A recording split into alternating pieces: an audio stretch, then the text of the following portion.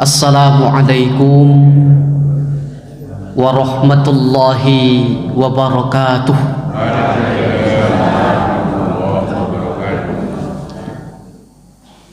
Alhamdulillah, alhamdulillahi rabbil alamin, wahdahu wassalatu wassalamu ala ashrafil anbiya'i wal mursalin wa ala alihi wa sahbihi ajma'in. Ashhadu an la ilaha illallah wahdahu la syarika lah wa ashhadu anna Muhammadan abduhu wa rasuluh alladzi la nabiyya ba'dah. Allahumma salli wa sallim ala sayyidina Muhammad wa ala alihi wa sahbihi ajma'in. Rabbi israh li sadri wa yassir li amri wahlul 'uqdatam min lisani yafqahu qawli yafqahu qawli. Rabbana illa ma'allamtana innaka antal alimul hakim. Bapak Ibu yang dimuliakan oleh Allah Subhanahu wa taala, pertama mari sama-sama kita bersyukur kepada Allah Subhanahu wa taala atas segala limpahan rahmat yang diberikan kepada kita. Kenapa model begitu? Kata Rasul sallallahu alaihi wasallam, Pak, nikmatani, ada dua nikmat Pak yang paling sering kita lalai terhadap dua nikmat ini. Paling sering, kata Rasul sallallahu alaihi wasallam. Apa itu Pak Ustaz? Yang pertama adalah nikmat sehat Pak. Nikmat sehat ini sering kita lalai dengannya.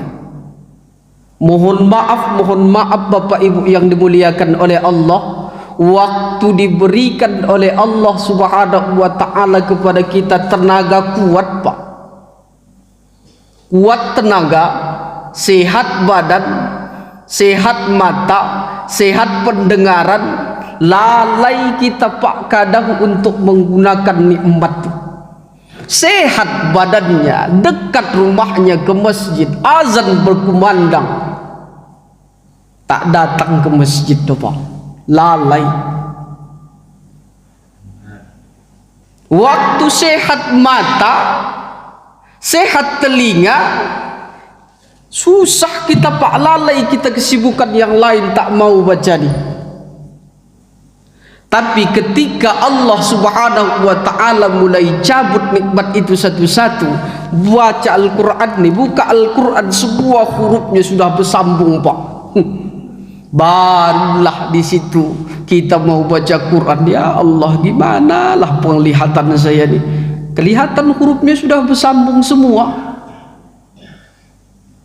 Lalai kita Pak di situ. Sehat badan, sehat mata, sehat seluruh anggota tubuh, itu pertama. Yang kedua, waktu luang Pak. Udah sehat badannya, luang waktunya menghadiri majelis taklim pun tak mau, buat bahan kita nanti di akhirat kelak.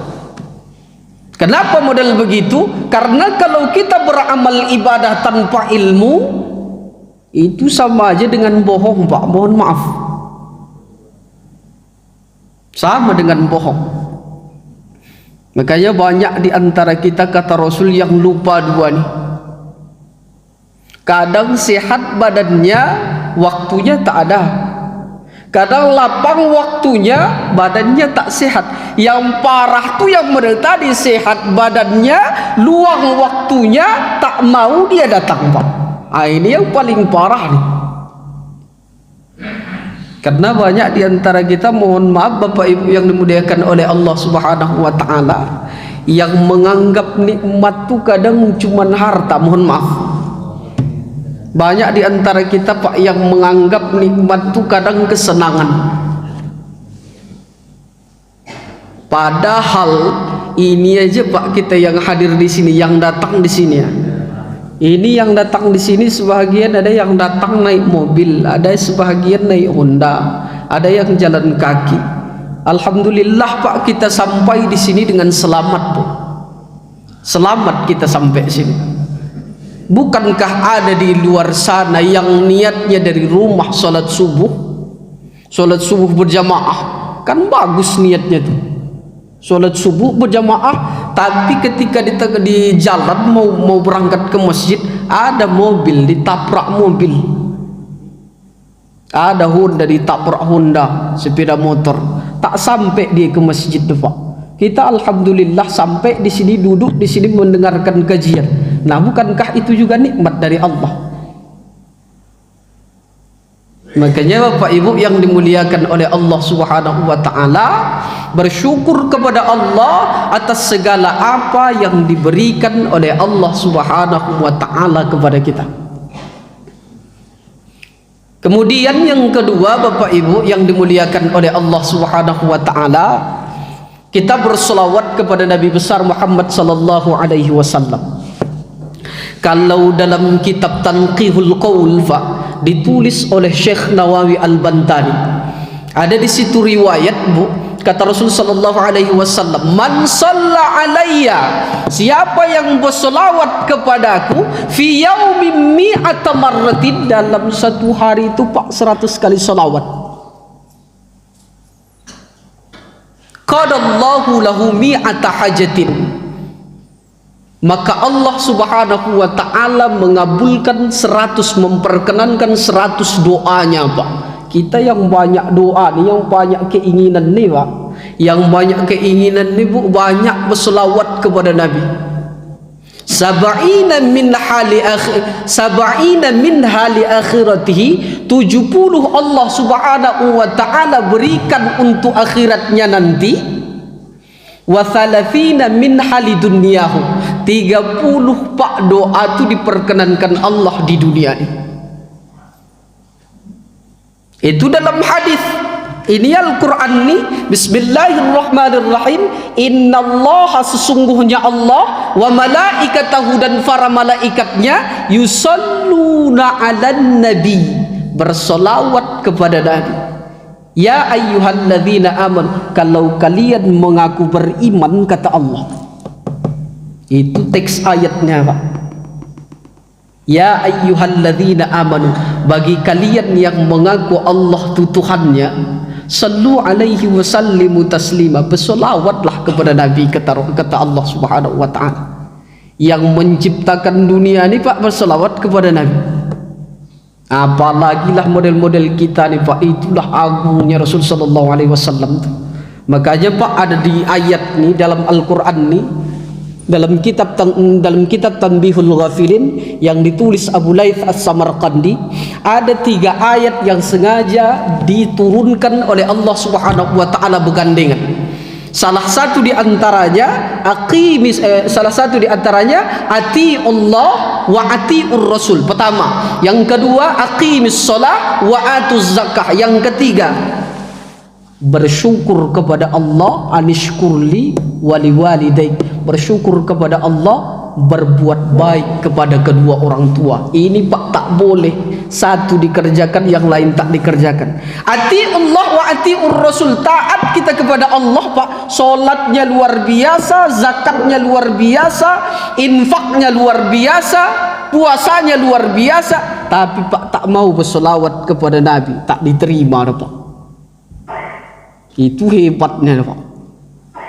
Sebaliknya dibalik, bersolawat aja kerjanya, hampir 30-40 solawat tu Pak tiap hari, beda-beda solawat. Dalam satu solawat 100 kali solawat. Tanya solat apa enggak, ada solat belum?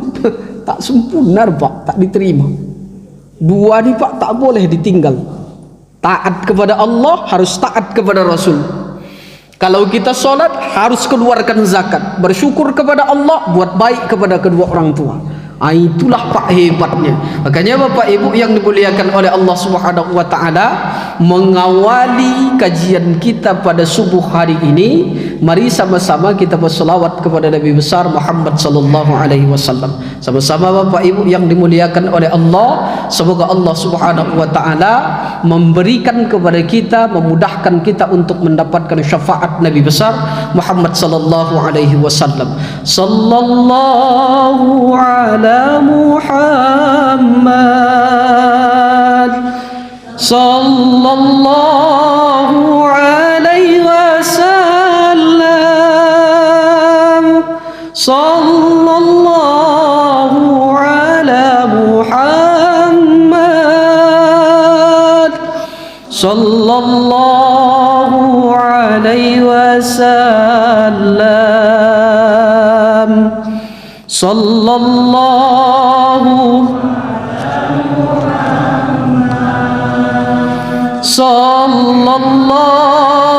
alaihi wasallam,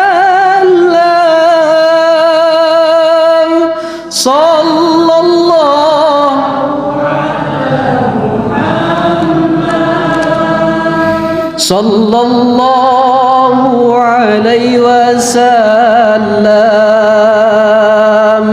Ya Nabi salam alaika, ya Rasul salam alaika, ya Habib salam alaika, salawatullah alaika. Allahumma salli wa sallim wa barik ala sayyidina Muhammad wa ala alihi wa sahbihi ajma'in. Karena begitu penting pak syafaat Nabi ini di hari yauma la yanfa'u malun wala banun illa man atallaha biqalbin salim. Bangga kita pak dengan harta yang kita kumpulkan di dunia ini, kalau tak kita gunakan demi kebaikan itu tak memberikan manfaat bagi kita nanti di akhirat. Bangga kita dengan anak kita, kalau dia tak menjadi anak yang soleh tak akan menolong kita pak. Begitu juga dengan kekayaan-kekayaan kita yang lain. Nah Bapak Ibu yang dimuliakan oleh Allah Subhanahu wa taala, yang saya muliakan, pengurus Masjid Al-Munawwarah, bapak-bapak, ibu-ibu yang tak bisa saya sebutkan namanya satu persatu. Jadi pada pagi ini Bapak Ibu kita hanya mengulang-ulang kaji saja, karena di Pekanbaru ini adalah salah satu kota yang paling rutin dengan kajian menyeluruh pak. Jadi bisa dibilang tak ada lagi yang tak dibahas. Jadi kita hanya mengulang-ulang kaji saja. Jadi kaji kita pada kesempatan ini Bapak Ibu yang dimuliakan oleh Allah Subhanahu wa taala, kami kutip dari kitab Mukhtarul Ahadits yang ditulis oleh Sayyid Ahmad Al-Hashimi. Di situ ada riwayat hadis yang diriwayatkan oleh Imam Muslim. Hadisnya diriwayatkan oleh Imam Muslim. Kata Rasul sallallahu alaihi wasallam, "Idza matal insan," apabila manusia itu meninggal. Redaksi hadis yang lain, "Idza mata ibnu Adam," apabila meninggal mati anak Adam itu. "Inqata'a amaluhu illa min thalathin," terputus seluruh amalnya kecuali 3. Apa maknanya Pak Ustaz? Idza matal insan, apabila manusia itu meninggal, inqata'a amaluhu illa min thalathin. Maknanya Pak, apa yang kita kerjakan di dunia ini, itulah yang akan menjadi bagian kita nanti di akhirat Pak. Jadi jangan sampai kita acak-acakan dalam solat Pak. Jangan sampai mencuri-curi dalam solat. Kita solat dengan khusyuk, kita solat dengan baik, kita solat dengan sempurna, itulah nanti yang akan kita panen di akhirat. Mohon maaf Bapak Ibu yang dimuliakan oleh Allah, karena banyak di antara kita Pak yang mendesak-desak dalam solatnya, sehingga kata Rasul sallallahu alaihi wasallam, dia mencuri dalam solatnya. Bagaimana yang mencuri dalam solatnya itu Pak Ustaz? Mohon maaf Bapak Ibu yang dimuliakan oleh Allah, tak ada tumakninahnya Pak. Cepat-cepat tak ada tumakninahnya. Allahu Akbar, Allahu Akbar, sami Allahu liman hamidah, Allahu Akbar, Allahu Akbar. Tak ada tumakninahnya Pak. Model begini kata Rasul sallallahu alaihi wasallam Pak, adalah orang yang mencuri dalam solatnya, dicurinya waktu itu Pak. Yang model begini tak akan memberikan manfaat baginya nanti di akhirat. Padahal Pak, yang kita lakukan di sini itulah yang menjadi bekal kita nanti di sana. Saya bikin ilustrasi Bapak Ibu yang dimuliakan oleh Allah. Ada seorang tukang, ilustrasinya nih.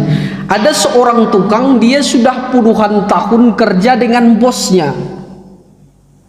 Jadi di satu saat karena dia merasa dirinya sudah tua, dia minta izin sama bosnya, Bu. Bos, rasa-rasanya saya tak bisa lagi untuk bekerja sebagai tukang. Jadi bagaimana, kata bosnya? Nampaknya saya akan undur diri, saya pensiun jadi tukang. Jadi apa kata bos nih? Kalau begitu karya terakhir kamu, tolong bikinkan saya rumah yang paling bagus menurut kamu, yang paling berkualitas menurut kamu, yang paling mahal harganya menurut kamu. Kalau masalah biaya tak usah kamu pikirkan. Kata bos nih kepada tukang nih, kalau masalah biaya tak usah kamu pikirkan. Berapa biayanya, kasih tahu sama saya kasih duitnya.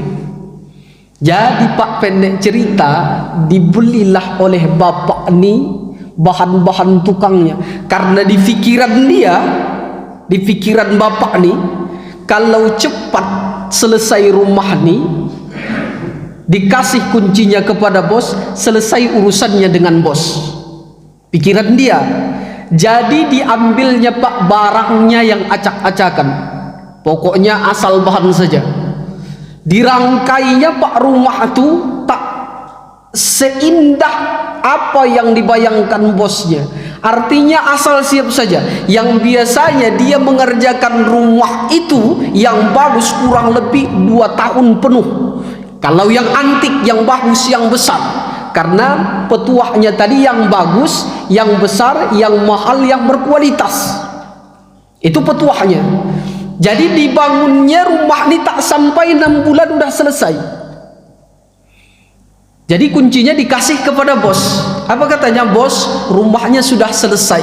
Udah selesai? Ya. Kok cepat kali? Ya bos, karena saya ingin cepat-cepat, makanya saya kerja siang malam, katanya. Kalau begitu, mana kuncinya? Kata bosnya. Dikasih Pak kuncinya kepada bos. Dipegang oleh bos. Wahai Fulan, wahai bapak, ini kunci saya serahkan kepadamu. Saya serahkan kepadamu kunci. Rumah yang engkau bangun itu, saya kasih kepadamu, nanti surat-suratnya saya kasih semua. Apa yang terjadi Pak? Menyesal atau tidak bapak itu? Menyesal dia Pak.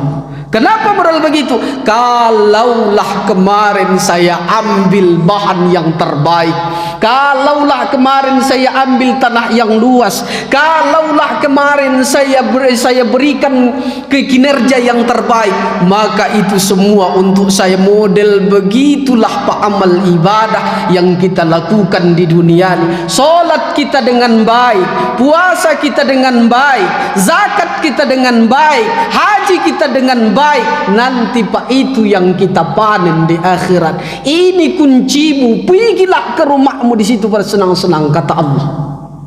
Begitulah Pak dalam kehidupan. Itulah makna hadis, idza matal insan inqata'a amaluhu illa min thalathin.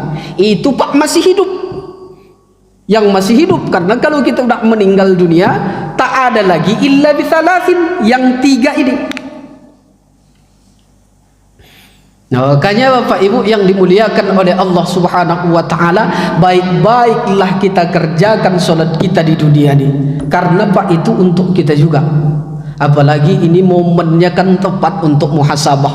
Tepat Pak momennya ini untuk muhasabah. Tahun baru Masehi kan, kalau kata Umar bin Khattab, hasibu anfusakum qabla an tuhasabu. Hisab dirimu sebelum dihisab di hadapan Allah Subhanahu wa taala. Apa maknanya Pak? Karena kalau di dunia ini Pak, sebelum dihisab masih ringan Pak. Kalau orang mohon maaf bisa kita bodohi, bisa kita bohongi. Kalau orang mohon maaf bisa kita bohongi. Tapi Pak, kalau sudah di hadapan Allah Subhanahu wa taala nanti dihisab, dihitung, tak ada yang bisa kita bohongi. Bagaimana kita bohongi? Anggota tubuh kita yang bersaksi Pak.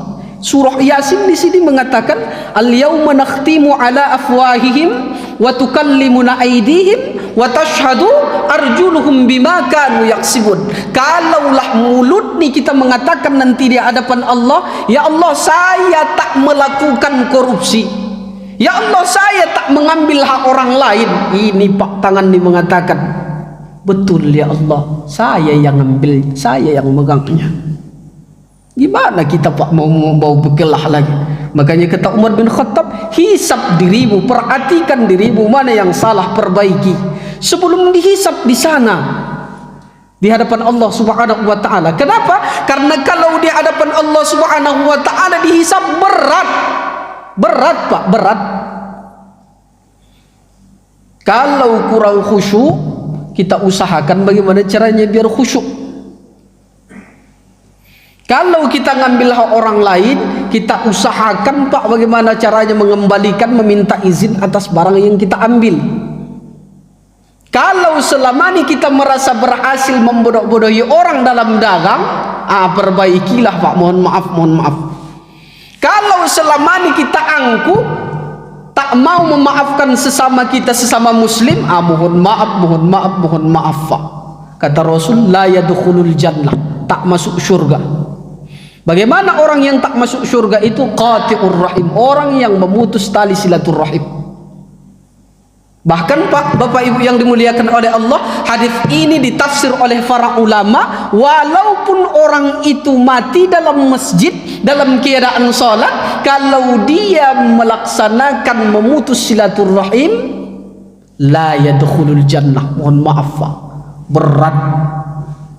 Apalagi kita di kota-kota Pak, faktornya banyak.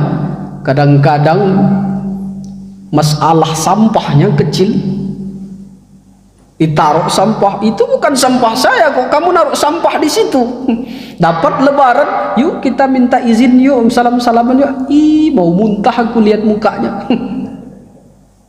Kata Rasul Pak, la yadkhulul jannah, tak masuk surga walau mata fi jawfil Ka'bah. Kata para ulama, orang yang memutus tali silaturahim itu Pak, walaupun dia meninggal di tanah suci, tanah yang mulia, bukan cuma di tanah sucinya, dia mati dalam Ka'bah itu Pak. Dalam Ka'bah itu tempat yang paling mulia Pak, di sana tanah haram sana, tempat yang paling mulia, dikecilkan Ka'bah itu Pak, dikecilkan lagi, dia mati di dalamnya tuh Pak. Kalau dia memutus tali silaturahim, mohon maaf, mohon maaf, mohon maaf, la yadkhulul jannah. Itu Pak angkernya. Makanya Bapak Ibu yang dimuliakan oleh Allah Subhanahu wa taala, kita perbaiki seluruh amalan kita di dunia ini sebelum nanti kita menyesal di akhirat sana. Karena tak ada kita yang selamanya di dunia ini Pak. Kalau Bapak Ibu masih ingat syairnya apa tuh, Asmidar Darwis, syairnya itu kan enak tuh. Sadarkah Anda ini kan kemana, dilahirkan ke dunia untuk apa? Pilihannya dua Pak, untuk surga atau untuk neraka. Kemudian baru dipilih, kata Asmidar Darwis dalam syairnya, silahkan pilih mana Anda suka. Pilih Pak, mana yang mau kamu pilih? Pilih surga, pilih neraka. Kalau mau pilih surga, baik-baiklah. Tapi kalau mau pilih neraka, tak jadi masalah juga. Nah Bapak Ibu yang dimuliakan oleh Allah Subhanahu wa taala, itu Bapak Ibu yang dimuliakan oleh Allah makna dari hadis itu. Yang pertama kata Rasul sallallahu alaihi wasallam, shadaqatin jariyatin. Yang kedua, aw ilmin yuntafa'u bih. Yang ketiga, aw waladin salihin yad'ulah. Di sini yang jadi soalnya Pak, kenapa Rasul sallallahu alaihi wasallam meletakkan shadaqatin jariyatin di urutan pertama, bukan anak yang salih Pak? Mohon maaf, mohon maaf, mohon maaf. Bukan ilmu yang bermanfaat Pak, tapi shadaqatin jariyatin diletakkan di urutan pertama. Kenapa modal begitu Pak Ustaz? Dianalisis oleh para ulama Bapak Ibu, dianalisis oleh sebagian ulama.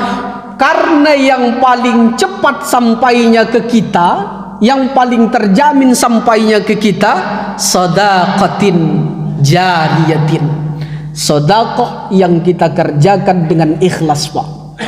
Kenapa model begitu, Pak Ustaz? Mohon maaf kalau kita bandingkan kepada anak, Pak, tak susah, tak mudah, Pak, mencapai anak yang soleh itu. Tak mudah, Pak.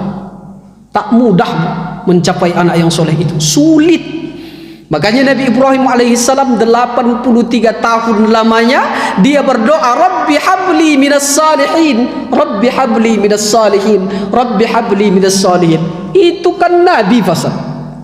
Ya, kita ambil di saat sekarang ini Bapak Ibu yang dimuliakan oleh Allah. Susahnya menciptakan generasi anak yang saleh itu kita, Pak, nih. Mohon maaf, ini nanti kebanyakan mungkin tak ada yang di rumah berdiam diri nih, Pak. Mohon maaf. Sebagian mungkin ada satu-satu. Ini nanti pergi bekerja nih. Ibu-ibu pun pergi bekerja nanti tuh. Bekerja di rumah, bekerja di luar jadi.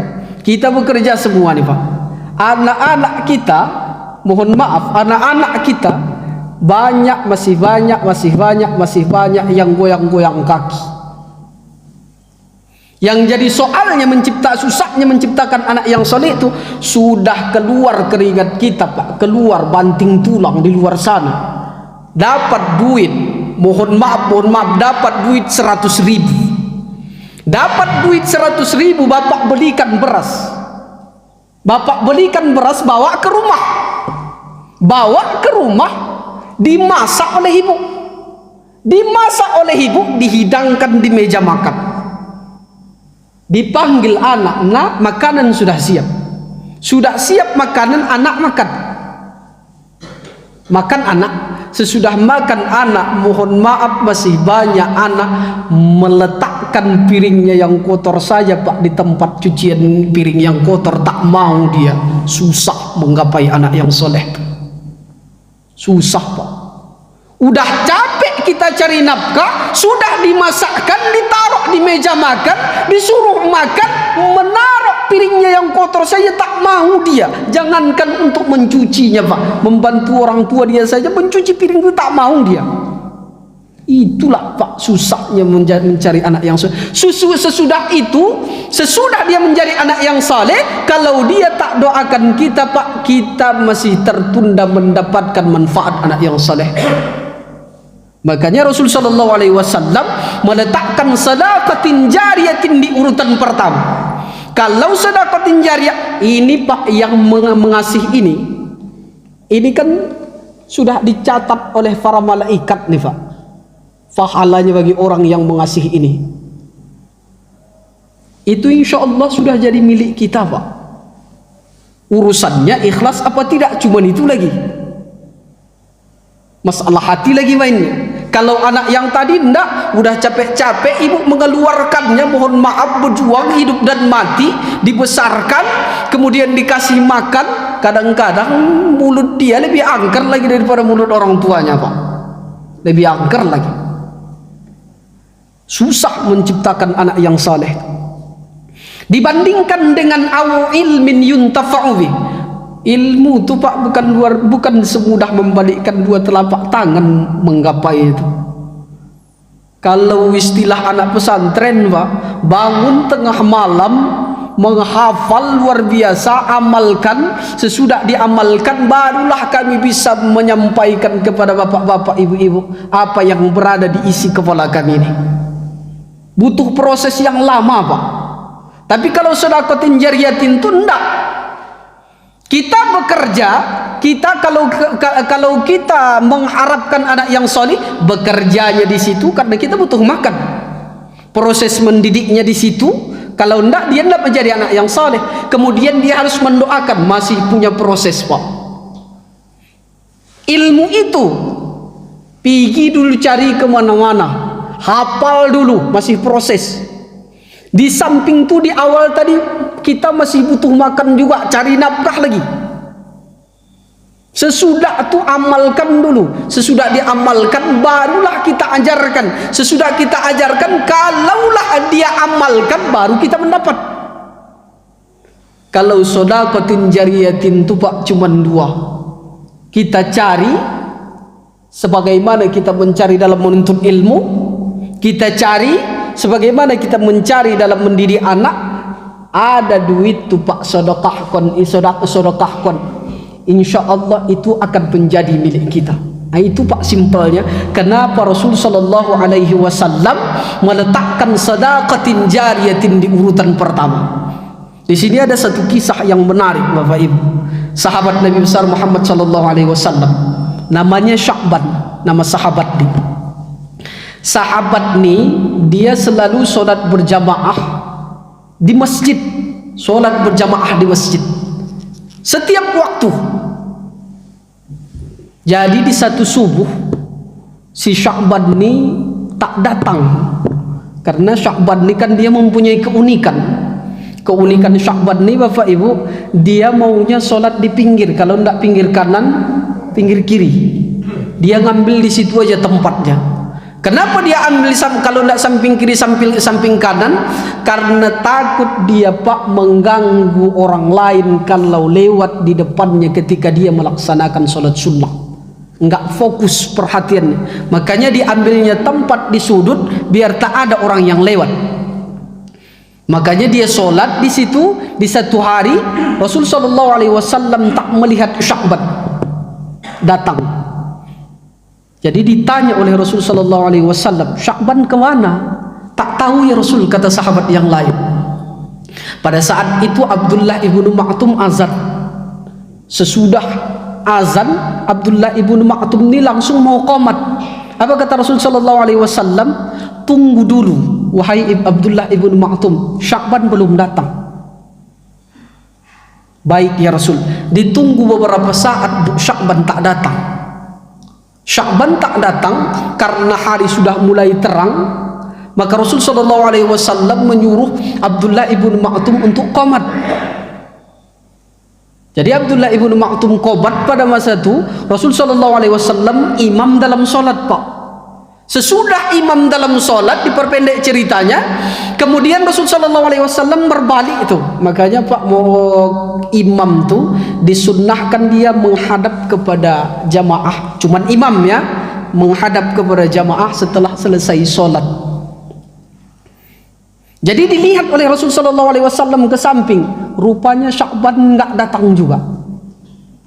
Kemana Sya'ban nih? Biasanya Sya'ban nih rajin, kata Rasul sallallahu alaihi wasallam. Jadi ditanya oleh Rasul sallallahu alaihi wasallam sahabat, wahai sahabatku, apakah ada di antara kalian yang mengetahui keadaan Sya'ban di mana? Maka sahabat tak satu pun Bu yang mengangkat tangan mengatakan tahu, tak ada. Karena Rasul itu bijak.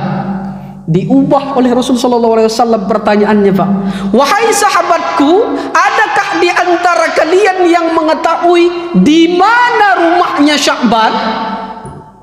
Ada satu orang yang angkat tangan, Bu. Saya ya Rasul. Tahu rumahnya Sya'ban? Iya ya Rasul. Kalau begitu tolong antarkan saya, tolong antarkan kami ke rumah Sya'ban. Siapa tahu ada terjadi sesuatu kepada Sya'ban, kata Rasul sallallahu alaihi wasallam. Baik ya Rasul. Jadi ceritanya Pak, Rasul sallallahu alaihi wasallam sama sahabat selesai melaksanakan sholat subuh, istilahnya model kita sekarang lah nih Pak. Dibawa, dituntun oleh Sya'ban, dituntun oleh sahabat berangkat ke rumah Sya'ban. Model begini Pak berangkatnya dari masjid ke rumah Sya'ban. Dalam sejarah itu Pak diceritakan sampai di rumah Sya'ban waktu duha sudah sempurna. Waktu duha sudah sempurna itu Pak, itu sudah jam 9 pagi. Artinya jauhnya dari rumah Sya'ban ke masjid Rasul sallallahu alaihi wasallam tu Pak melaksanakan solat subuh tu, kalaulah sekarang solat subuh jam 5, berarti kurang lebih jam 2 pagi Pak Sya'ban sudah berangkat dari rumahnya ke masjid. Jadi kalau kita kuat enggak Pak kira-kira melaksanakan kurang lebih 3 jam Pak dari rumah Sya'ban ke masjid. Sampai di rumah Sya'ban, Rasul sallallahu alaihi wasallam mengetuk pintu. Tok tok tok tok tok tok. Assalamualaikum. Assalamualaikum. Assalamualaikum. Rupanya dari dalamnya, Waalaikumsalam. Rupanya istrinya Sya'ban. Siapa? Saya siapa? Rasulullah sallallahu alaihi wasallam. Oh, tunggu ya Rasul sallallahu alaihi wasallam, kata istrinya Sya'ban. Jadi istrinya Sya'ban itu keluar, dibuka pintu, dilihat di luar sudah Rasul sallallahu alaihi wasallam bersama para sahabat. Apakah ini rumah Sya'ban? Betul ya Rasul sallallahu alaihi wasallam. Saya sendiri adalah istrinya, kata istrinya Sya'ban. Jadi Bapak Ibu yang dimuliakan oleh Allah Subhanahu wa taala, kata Rasul sallallahu alaihi wasallam, biasanya Sya'ban itu datang ke masjid untuk salat berjamaah. Tadi subuh Sya'ban tak saya lihat dia datang melaksanakan salat berjamaah. Kata Rasul sallallahu alaihi wasallam, disitulah Bapak Ibu yang dimuliakan oleh Allah, keluarlah sifat perempuannya, mengalir air mata istrinya Sya'ban. Ya Rasulullah, ya Rasulullah, ya Rasulullah, Sya'ban ya Rasul. Kenapa Sya'ban, kata Rasulullah? Ya Rasulullah, Sya'ban ya Rasulullah. Kenapa, kata Rasul sallallahu alaihi wasallam? Sya'ban ya Rasulullah, semalam telah meninggal dunia ya Rasul. Kata istrinya Sya'ban, Pak. Mendengar itu menangislah Rasul sallallahu alaihi wasallam. Jadi apakah ada pesan buat kami, kata Rasul sallallahu alaihi wasallam? Kata istrinya Sya'ban, tak ada ya Rasul sallallahu alaihi wasallam. Cuman ya Rasul, ada 3 kata-kata Sya'ban, saya sendiri pun tak tahu apa arti dari perkataan Sya'ban itu. Jadi kata Rasul sallallahu alaihi wasallam, apa perkataan Sya'ban itu, kata Rasul sallallahu alaihi wasallam itu? Ketika di sakaratul mautnya Sya'ban ya Rasul sallallahu alaihi wasallam, dia mengatakan, aduh, kenapa begitu dekat? Aduh, kenapa hanya segitu? Aduh, kok tak begitu jauh? Kata Sya'ban ya Rasul sallallahu alaihi wasallam, teriakan pertama. Teriakan kedua, kata Sya'ban ya Rasul sallallahu alaihi wasallam, aduh, kenapa hanya yang bekas? Aduh, kenapa hanya second? Aduh, kenapa tidak yang baru? Kata Sya'ban. Kemudian yang ketiga, aduh, kenapa hanya separuh? Aduh, kenapa tak semua? Aduh, begitu bodohnya saya, kata Sya'ban. Saya tak tahu ya Rasulullah apa makna dari kata-kata Sya'ban itu. Maka apa kata Rasul sallallahu alaihi wasallam, Bapak Ibu yang dimuliakan oleh Allah Subhanahu wa taala? Tahukah kalian wahai sahabatku, kenapa Sya'ban mengatakan model begitu? Allah dan Rasulnya lebih mengetahui, kata sahabat. Ketahuilah wahai sahabatku, kenapa Sya'ban mengatakan, aduh, kenapa begitu dekat? Aduh, kenapa hanya segitu? Aduh, mengapa tidak jauh? Rupanya Bapak Ibu yang dimuliakan oleh Allah Subhanahu wa taala, waktu gargarahnya Sya'ban itu datang Pak para malaikat memutarkan video amal ibadahnya Sya'ban itu kembali. Diperlihatkan oleh Allah Subhanahu wa taala melalui malaikat dari rumah Sya'ban yang ke masjid itu yang 3 jam itu, Pak. Sya'ban mengatakan, aduh, mengapa begitu dekat? Ya Allah, saya mau lebih jauh lagi daripada itu, kata Sya'ban. Kemudian teriakan kedua, kenapa Rasul Sya'ban mengatakan, aduh, kenapa hanya bekas, kenapa hanya second, kenapa tidak yang baru? Rupanya ketika Sya'ban mau berangkat dari rumah ke masjid, dia pakai baju 2 karena malam dingin. Karena Sya'ban berpikir kalau dia sholat lebih bagus pakaiannya, makanya yang bagus ditaruh di dalam, yang agak buruk ditaruh di luar. Mohon maaf sedikit agak koyak di tangannya. Jadi ada orang yang mau dah ikut ke masjid, kemudian dia kedinginan. Sya'ban membuka jaketnya, Bapak Ibu yang dimuliakan oleh Allah Subhanahu wa taala, yang buruk itu dikasih kepada orang yang mau ikut sholat itu yang bagus dipakai. Jadi rupanya Sya'ban menyesal, aduh kenapa yang buruknya saya kasih. Luar biasa rupanya pahala sedekah yang diberikan Sya'ban cuma yang buruk itu, Pak.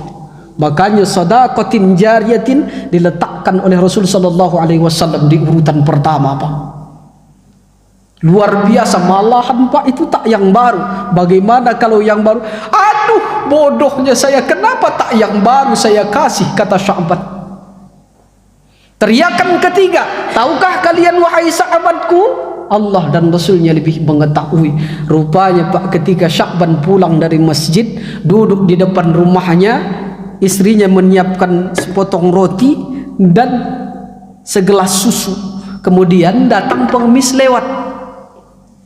Kemudian dipanggil oleh Sya'ban, roti dibagi dua oleh Sya'ban, kemudian susunya juga dibagi dua, separuh dikasih kepada pengemis, separuh buat Sya'ban. Begitu juga dengan rotinya. Rupanya besarnya Pak pahala yang sepotong itu, dilihat Sya'ban masih menyesal juga, Pak. Aduh kenapa hanya separuh, kenapa tak semua saya kasih, katanya. Hebat Pak pahala sedekah itu. Makanya Bapak Ibu yang dimuliakan oleh Allah Subhanahu wa taala, sungguh luar biasa. Itulah salah satu sebab, kata para ulama, kenapa Rasul sallallahu alaihi wasallam meletakkan sedekatin jariyatin di urutan yang pertama. Kemudian yang kedua, au ilmin yuntafa'u bih, ilmu yang bermanfaat. Karena tak ada lagi yang bisa kita harapkan, Pak, karena amal ibadah kita yang masih hidup, orang yang masih hidup tak bisa lagi kita kerjakan. Makanya kita berharap ilmu yang kita berikan kepada orang lain diamalkannya agar kita mendapatkan pahalanya. Kemudian yang ketiga, kata Rasul sallallahu alaihi wasallam, baru Pak anak yang saleh. Sampai kapan kita menjadi anak yang saleh ini, Pak Ustaz? Tak ada batasnya, Pak, sampai umur sampai ajal menjemput kita. Dalam kitab Qami'ut Tughyan yang ditulis Syekh Nawawi Al-Bantani, ada di situ riwayat sahabat bertanya kepada Amirul Mukminin Umar bin Khattab, "Ya Amirul Mukminin, hei Amirul Mukminin, sampai kapankah saya berbakti kepada ayah dan bunda saya?" Kata Amirul Mukminin, berbakti kepada ayah bunda itu tak ada batasnya. Saat sekarang ini saya mempunyai ibu, ya Amirul Mukminin. Ibu itu sekarang sudah tua. Ibu itu sekarang sudah renta. Setiap pagi saya suapkan dia makanan ke mulutnya. Setiap pagi saya juga cebokkan dia. Setiap dia mau pergi ke suatu tempat, saya gendong dia.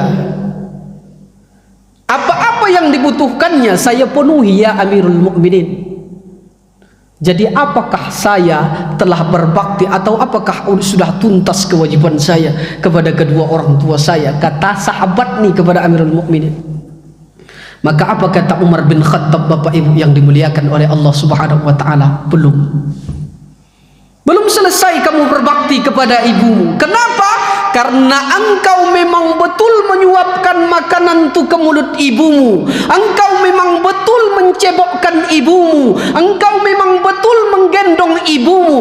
Tapi bukankah itu telah duluan dikerjakan ayah bundamu kepadamu? Engkau mengatakan kau telah menggendong ibumu. Waktu kecil berapa lama kamu digendong oleh ibumu, kata Umar. Waktu kecil kamu disuapi oleh ibumu, mana lebih lama? Kamu menyuapi ibumu atau ibumu menyuapi kamu? Kalaupun memang lebih lama kamu menyuapi ibumu, lebih lama kamu menceboi ibumu, tak sebanding keikhlasanmu dengan keikhlasan ayah bundamu. Disinilah menggambarkan betapa hebatnya kasih sayang orang tua kepada anaknya. Sungguh luar biasa. Makanya Al-Quran mengatakan fala taqul lahum ma'uf. Mengucapkan kata saja kepada ayah kan tak boleh. Mengucapkan kata kalau dimainkan usul fikihnya Bapak Ibu yang dimuliakan oleh Allah, mohon maaf, kalaulah dimainkan usul fikihnya, mengucapkan kata saja tak boleh, apalagi menghardi.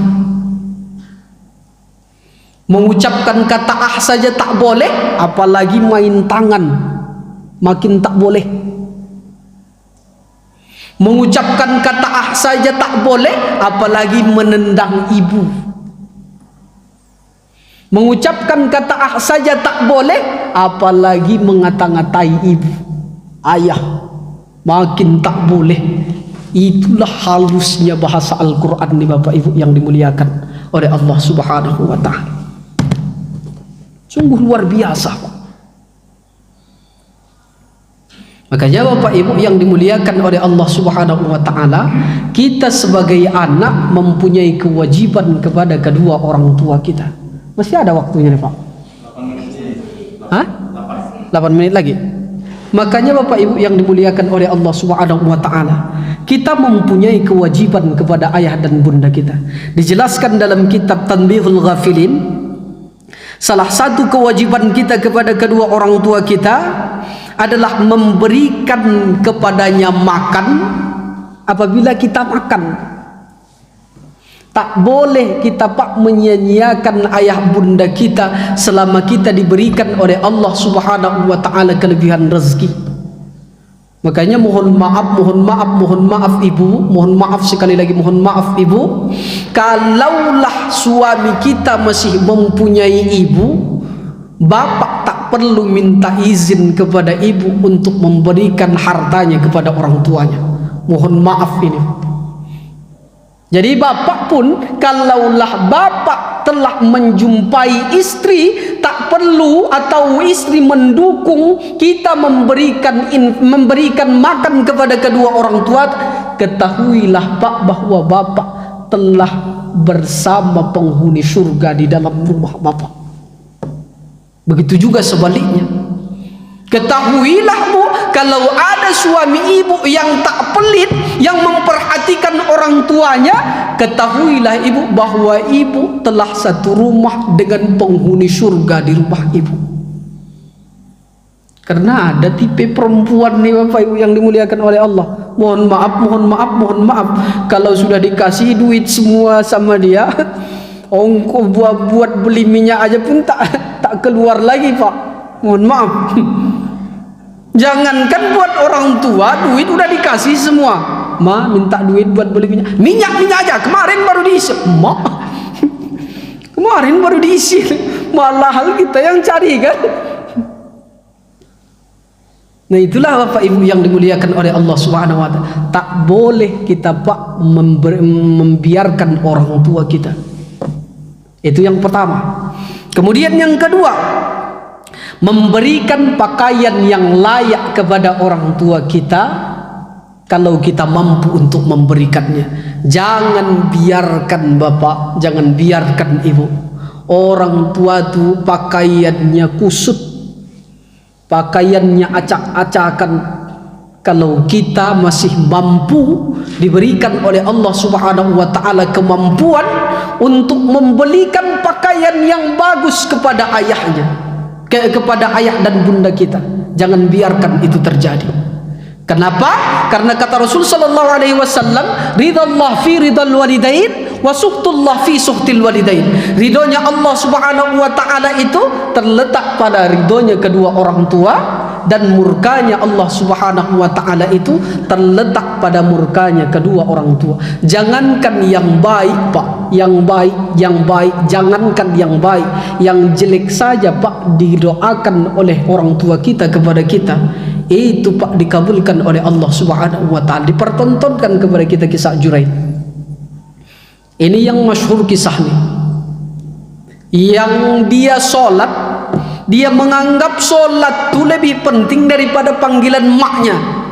Hai Juraid, saya kan lagi sholat, ini kan perintah Allah, kata Juraid dalam hatinya di waktu sholat. Oh Juraid, sakit hati maknya tak didengar oleh Juraid karena itu sholat sunnah. Maka apa kata ibunda Juraid? Ya Allah, jangan engkau wafatkan dia sebelum dia mendapatkan balasan yang setimpal. Di kisahnya itu kan kita tahu bersama Pak, dia difitnah oleh seorang, mohon maaf, perempuan tunasusila. Sangkingan hebatnya tuh Pak doa orang tua tuh. Karena tak ada yang bisa menandingi keikhlasan seorang ibu. Tak ada Pak. Keikhlasan kita orang-orang tua nih, oh tak ada yang bisa menandingi Pak, luar biasa. Bagaimana cara membuktikannya? Salah satu contoh yang paling simpel kita mengerti Pak, Bapak Ibu. Ibu, ada anak ibu merantau. Merantau anak sematawayang. Anak sematawayang ini merantau ke Jakarta atau kemana saja. Sudah 10 tahun tak pulang-pulang. 10 tahun tak pulang. Jadi di satu saat pas waktu lebaran, anak tuh pulang, ibu lagi menggoreng ikan. Ceritanya nih, lagi menggoreng ikan tanpa sepengetahuan ibu atau bapak, tanpa sepengetahuan kita, anak tuh ketok pintu langsung masuk tanpa ada basa-basi. Pas kita menggoreng ikan tuh, anak tersayang tuh manggil, "Ma, oh ma, sudah 10 tahun nih. Ma, oh ma." Ikan lagi digoreng ceritanya. Jadi melihat anak yang datang, yang 10 tahun tak datang, dengan gorengan ikan tuh, mana lebih peduli, anak atau gorengan tuh? Anak tuh. Begitulah ikhlasnya kasih sayang orang tua tuh. Tak sadar kita Pak, ikan tuh gosong dikarenakan anak pulang. Itulah bahagianya kita. Tulusnya, ikhlasnya hati orang tua tuh, tak ada bandingannya. Makanya jangan sampai kita membiarkan orang tua kita tak senonoh, tak sesuai dengan orang yang lain, artinya pakaiannya. Jangan sampai kita biarkan itu. Kemudian yang selanjutnya, kata Imam Abu Laith As-Samarqandi, usahakanlah jangan sampai engkau sembrono berjalan di depan orang tua. Mohon maaf, mohon maaf, mohon maaf, anak-anak kita sekarang nih Pak, sudah banyak yang hilang akhlaknya. Mohon maaf itu Pak. Kadang-kadang ini sekali lagi mohon maaf, tak segan dia buang angin keras pret depan orang tuanya. Di zaman sekarang tuh Pak, kalau kita zaman dulu mana berani kita tuh Pak buang angin sembarangan depan orang tua kita. Berjalan aja diatur kita depan orang tua kita. Begitu juga dengan akhlak-akhlak kita yang lain. Makanya Bapak Ibu yang dimuliakan oleh Allah, yang selanjutnya, menyenangkannya seperti halnya membuat diri sendiri. Jangan sampai kita senang, biarkan aja di situ sakit hati. Artinya kalau kita diberikan oleh Allah Subhanahu wa taala nikmat, jangan sampai lupakan orang tuamu. Kenapa model begitu? Kakimu yang bisa berjalan tuh awalnya itu dipapah, diajari oleh ayah dan makmu agar kau bisa berjalan mencari rezeki.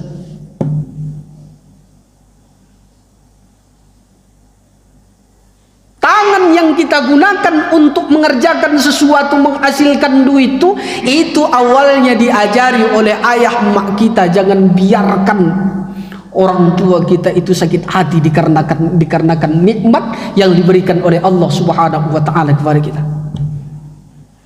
Jangan sampai kita mengatakan lebih perlu lagi keluarga saya.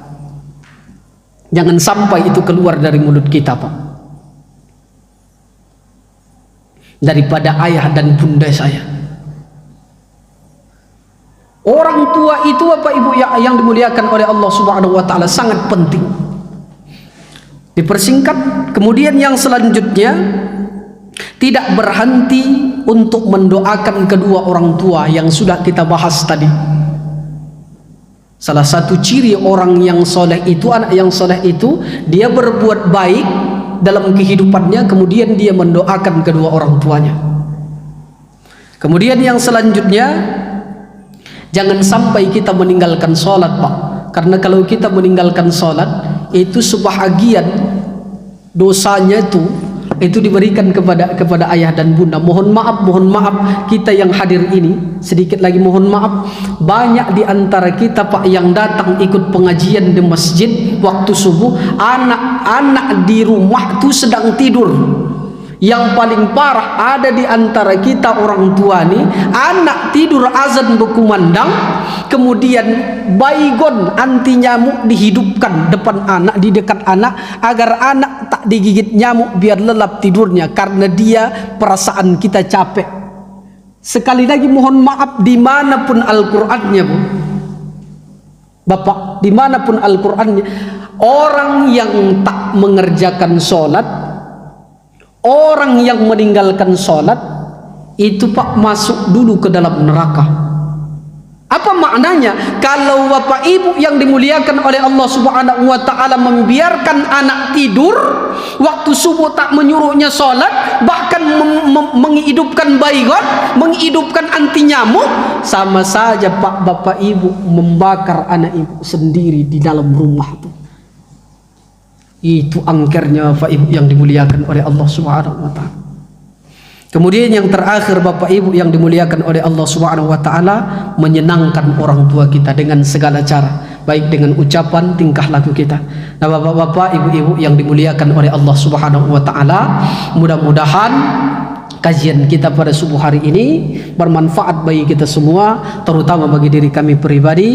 Mudah-mudahan bisa kita amalkan dalam kehidupan kita sehari-hari. Amin, amin, ya rabbal alamin. Kurang dan lebihnya banyak mohon maaf. Billahi taufik wal hidayah. Assalamualaikum warahmatullahi wabarakatuh.